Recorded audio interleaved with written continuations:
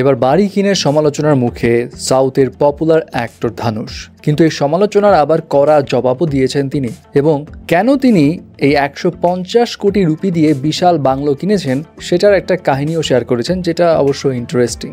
ধানুষ ইউজুয়ালিও চেষ্টা করে যে সে বিতর্ক থেকে একটু দূরেই থাকুক, তবে এবার বিতর্কই তার মাথায় একদম শনির মতো ঘুরছে। এবং রিজন তার বাড়ি কিনা। সম্প্রতি চেন্নাইয়ের পোয়েস গার্ডেনে প্রায় 150 কোটি রুপির বিলাসবহুল এক বাড়ি কিনেছে অভিনেতা। আর এত টাকা দিয়ে বিলাসবহুল বাড়ি কিনে এই সমালোচনার মুখে পড়তে হয়েছে তাকে। এবং এই সমালোচনা নিয়ে অবশ্য ধানুষ করা জবাবও দিয়েছে। তার আপকামিং মুভি রায়ানের অডিও লঞ্চের একটা অনুষ্ঠানে ধানুষ এই বিষয় নিয়ে কথা বলে। তিনি বলেন, যদি আমি আগে থেকে জানতাম পোয়েস গার্ডেনে একটি বাড়ি কেনা নিয়ে এত আলাপ আলোচনা হবে, বিষয়টাকে এত বড় করে দেখা হবে, তাহলে আমি তার পরিবর্তে ছোট্ট একটা অ্যাপার্টমেন্ট কিনতাম। আমার মতো একজন ব্যক্তির কি পোয়েস গার্ডেনে বাড়ি কেনা উচিত নয়? রাস্তায় জন্মে কি জীবনের শেষ পর্যন্ত সেখানেই থাকতে হয়? এরপর অবশ্য ধানুষ এই পোয়েস গার্ডেনে কেন বাড়ি কিনলো সেটার একটা কাহিনীও শেয়ার করে। তিনি বলেন, এই যে পোয়েস গার্ডেন যেখানে তামিল অ্যাক্টর মানে সুপারস্টার থালাইভা রজনীকান্তের বাসা রয়েছে, সো ধানুষের কথা হচ্ছে যখন তার বয়স 16 বছর ছিল তখন তিনি এবং তার বন্ধু একসঙ্গে বাইকে করে ঘুরছিল এবং তিনি রজনীকান্তের বাড়ি দেখতে গিয়েছিলেন এবং তার বাসার সামনে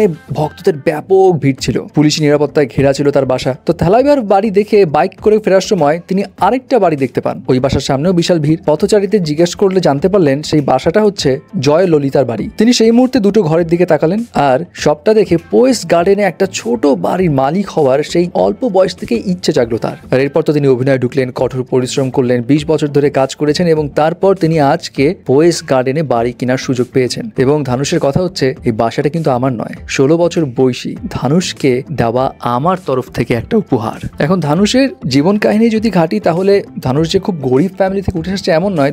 ধানুষের বাবা ছিলেন তামিলের ডিরেক্টর। তবে ধানুষকে অভিনয়ে আসার পর অনেক স্ট্রাগল ফেস করতে হয়েছে, অনেক অপমান সহ্য করতে হয়েছে, নিজের চেহারা নিজের বডি ফিটনেস নিয়ে অনেক প্রশ্ন মুখোমুখি হতে হয়েছে। বাট এর মাঝে 2016 সালের দিকে ধানুষের জীবনে একটা বড় কন্ট্রোভার্সি আসে। সেই সময় দুজন বয়স্ক কাপল তারা দাবি করে বসে ধানুষ তাদের সন্তান এবং তারা আদালতে এটা নিয়ে কেস ফাইলও করে। তাদের কথা হচ্ছে, ধানুষ যখন 11 বছর বয়স ছিল তখন সে বাসা থেকে পালিয়ে যায়, তার মাথায় ছিল সিনেমায় ঢোকার স্বপ্ন। এবং সেই সময় এটা নিয়ে ভালোই কন্ট্রোভার্সি ক্রিয়েট হয়েছিল, ধানুষকেও আদালতে যেতে হয়েছিল, কিন্তু পরবর্তীতে এই কেসটা ডিসমিস হয়ে যায় এবং ধানুষের পক্ষেই রায়টা আসে যে এটা অ্যাকচুয়ালি ভুয়ো ঘটনা। যাই হোক, সব কথা শেষ কথা, ধানুষ বেচারা নিজের একটা স্বপ্ন পূরণের জন্য 150 কোটি রুপি দিয়ে বাড়ি কিনেছে। সো এটা নিয়ে বিতর্ক হলে তো খারাপ তো লাগবেই।